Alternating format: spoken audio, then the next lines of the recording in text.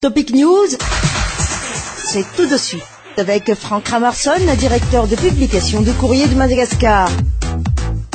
Nous sommes bien samedi et nous vous souhaitons un bonjour, chers auditeurs sur Alliance 92, à travers l'émission Topic News. Bonjour Franck. Bonjour Prisca et bonjour à tous nos auditeurs. Dernière nouvelle, Franck Ramarson, le pasteur Richard Andemanzat a tiré sa révérence. Un homme charismatique qui a fait long chemin politique, mais de sa robe pastorale aussi on en retient, de ses sermons, n'est-ce pas? Oui, le pasteur Andemanzat a été une des grandes figures de la vie politique malgache. Pendant ces 50 ans qu'il a consacré à la nation malgache, il faut dire que c'est un homme, je dirais, intellectuel, doublé donc d'une intelligence politique et aussi donc un grand homme dans le domaine de la religion, puisqu'il était pasteur. Il a officié, il a dirigé donc le temple d'Ambutatil, où il a succédé au pasteur Aveldzon.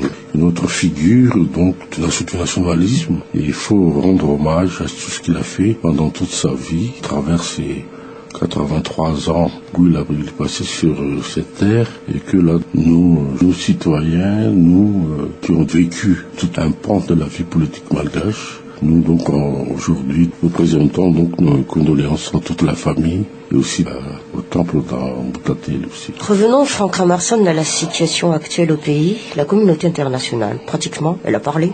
À l'unanimité, que ce soit l'Union africaine, l'Union européenne, la SADC, les pays comme la France, les États-Unis, je pense qu'elle suit encore aussi donc derrière. Elle a condamné la présence des 3 candidats, Didier Valman, et surtout, je dirais, le président Rajuel dans cette élection présidentielle. Et l'Union africaine est allée encore plus fort dans sa condamnation, puisque elle a souligné, l'Union africaine a souligné que M. André Rajuel ne devrait pas se présenter en tant qu'ancien putschiste, et que les accords de Cotonou devraient être, je dirais, appliqués à sa candidature. Voilà donc déjà une nouvelle donne que l'Union africaine m'aide pour pouvoir persuader M. André Rajuel de se retirer.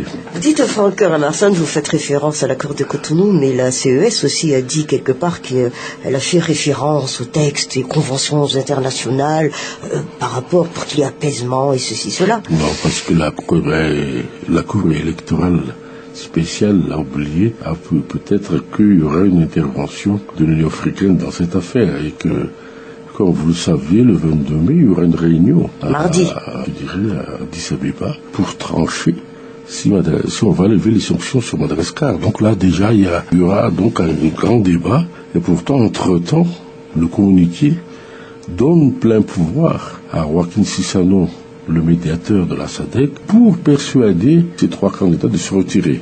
Il faut éclore le débat ou pas à ce sujet, mais en tout cas donc la communauté internationale a montré sa vive préoccupation quant à l'issue de cette élection, car comme elle dit, les candidatures de ces 3 personnes donc ne jouent pas en faveur de l'apaisement. Et par ailleurs aussi, les autres candidats, ils commencent aussi à monter le ton, parce que le temps passe, les stratégies de propagande doivent déjà être appliquées d'ici peu, on ne sait plus si on doit démissionner oui ou non. Mais effectivement, donc il y a un candidat comme le vice-premier ministre, Antonin Arvel, a déclaré qu'il faut maintenant cesser cette manipulation politique et aller réellement vers les élections, et notamment aussi arrêter ces manœuvres de diversion faites dans les médias par les acteurs politiques, je dirais même par les dirigeants de la transition, qui amènent toujours d'autres sujets et qui ne sont même pas utiles à débattre donc dans le schéma, puisque le processus est clair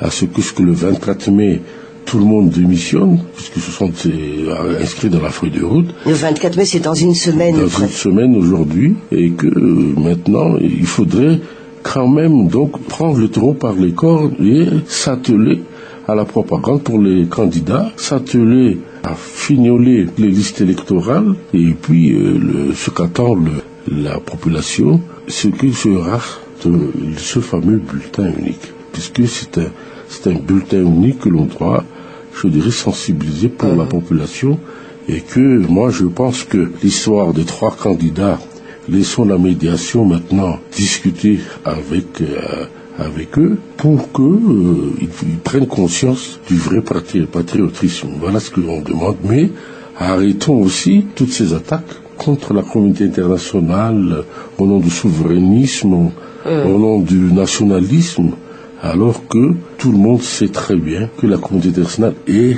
plus en ce moment utile pour le commun des Malgaches, parce que aujourd'hui, par exemple, l'invasion acridienne avait besoin, pour combattre l'invasion acridienne, nous avons besoin de financement. Pour un certain nombre d'aides pour la population, la communauté internationale est toujours là actuellement, que ce soit l'Union européenne, que ce soit donc les bailleurs de fonds comme la Banque mondiale, et que aujourd'hui, il ne faut pas se voler la face derrière un soi-disant combat du peuple malgache contre la communauté internationale, un combat que veut... C'est juste entre les politiciens et la communauté. Justement, c'est juste entre les politiciens et la communauté internationale. C'est juste entre le président de la transition et la communauté internationale, puisque c'est lui qui est accusé d'avoir failli à sa parole. Donc moi je pense que actuellement, il faut cesser toutes ces attaques. Il faut cesser aussi toute cette stratégie de vouloir accuser toujours l'autre, alors qu'on ne voit même pas ce qui se passe sous ses yeux, et que, comme on dit, il est quand même assez, je dirais, honteux de voir que c'est la communauté internationale maintenant qui nous interpelle sur l'avenir de ce pays, comment ça va se passer, et non les acteurs politiques malgaches. C'est quand même impensable, Franck Ramarsson, que à chaque fois on trouve toujours un bouc émissaire. La CENIT ici a eu déjà sa part de dose par rapport aux critiques. Maintenant, comme la CENIT avance très bien techniquement, on cherche les textes à chercher aussi à détruire, mais tout cela c'est par peur, non? Par peur, parce que voilà, le problème, c'est que les hommes de la présidence veulent à tout prix pour torpiller le processus, puisque le 24 mai, par exemple, il n'y aura plus donc de président de la transition, il y aura un triumvirat qui va prendre le relais.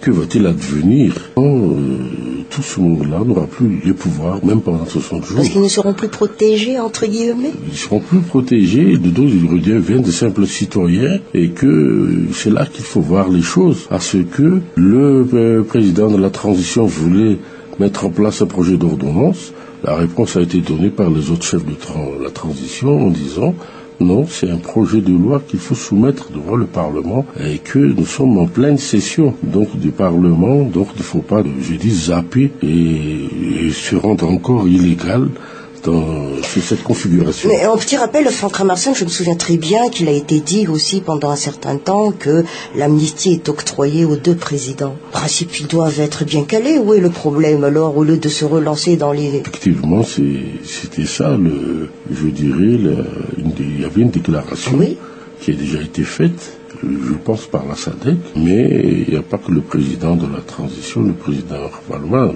qui sont impliqués dans des affaires louches.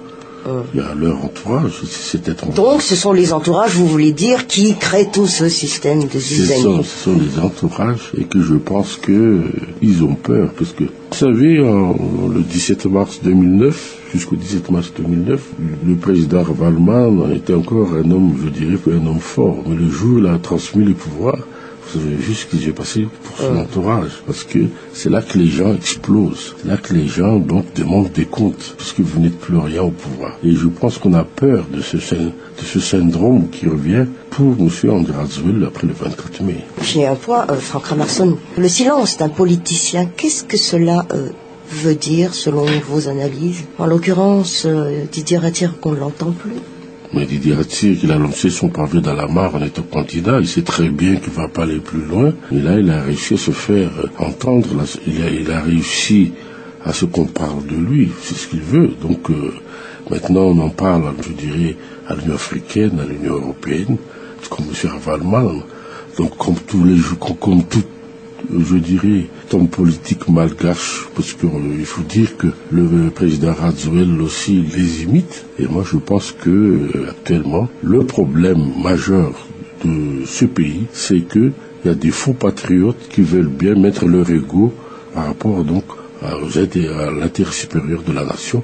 Et c'est pour ça que nous sommes dans cette situation actuelle où il y a toujours manipulation, quelques velléités, donc de déranger le processus pour que on dise est-ce qu'il y aura-t-il des élections. Je pense que c'est ça le problème des trois, Razuel, Raval, Manané et Ratsirakaksou. Ce qui veut dire que arriver au pouvoir c'est facile, mais y rester c'est difficile, tout compte fait. Non, arriver au pouvoir c'est facile, l'exercer c'est difficile, et s'y maintenir peut-être plus facile pour certains, s'ils ont encore sous la main les manettes pour diriger ce pays, mais le jour où on va le retirer, la chute sera dure. Mais 22 mai, vous avez dit, mais il y a aussi notre 26 juin. C'est l'honneur qui sera... Ça compte également? Ça compte, ça, pour le président de la transition. Parce que lui, il aime bien les honneurs, voir les militaires défiler devant lui. Et je pense que c'était le but de sa première ordonnance en disant qu'il avait encore qui voulait, je dirais, accaparer encore les droits et avantages dans ce texte. Écoutez, Franck, je vous laisse passer un bon week-end de Pentecôte. Merci.